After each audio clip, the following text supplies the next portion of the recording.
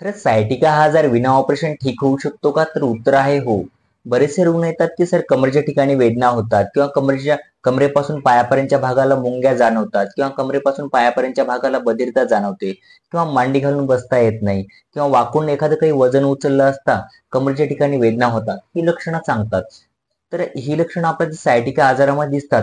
यामध्ये मुख्यतः काही कारणं असू शकतात. त्यापैकीच म्हणजे कधीतरी कमरेच्या ठिकाणी माड लागणे असेल किंवा रेग्युलरली बाईकवरचा प्रवास असेल, ही मुख्यतः आपल्याला कारणं दिसून येतात.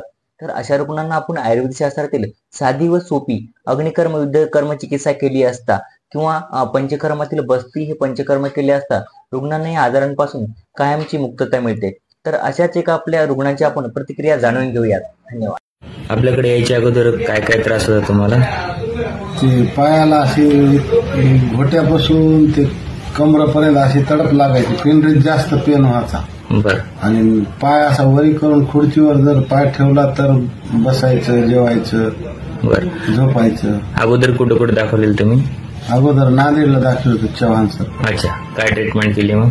त्यांनी 3,500 इंजेक्शन दिलं, MRI केला आणि ती घोट्यापासून टोचीची इंजेक्शन अशी 5-6 वेळेस कमरेपर्यंत दिली. बरोबर. मग आपल्याजवळ किती दिवस झाले आता ट्रीटमेंटला? आता हे पूर्ण महिना होता, 1 हप्ता गेला, 15 दिवसाचा, आणि हे महिना झाला असेल. आता किती बरं वाटतं अगोदरपेक्षा? आता 99%. मला वाटत नाही असं मला दुखायले मग आता पण. बर. आणि थकवा वगैरे सगळ्या गोष्टी सगळ्या कमी झाली. बरं, ठीक.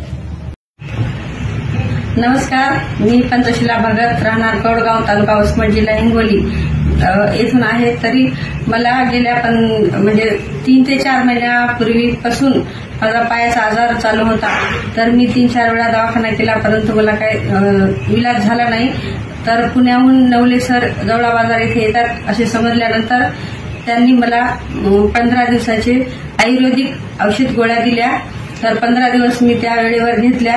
तर 15 दिवसामध्ये मला 80 ते 90% माझा आजार बरा झालेला आहे. तरी आता मला पायाचा काही त्रास होत नाही. तर नवले सरांचे मी खूप खूप आभार मानते.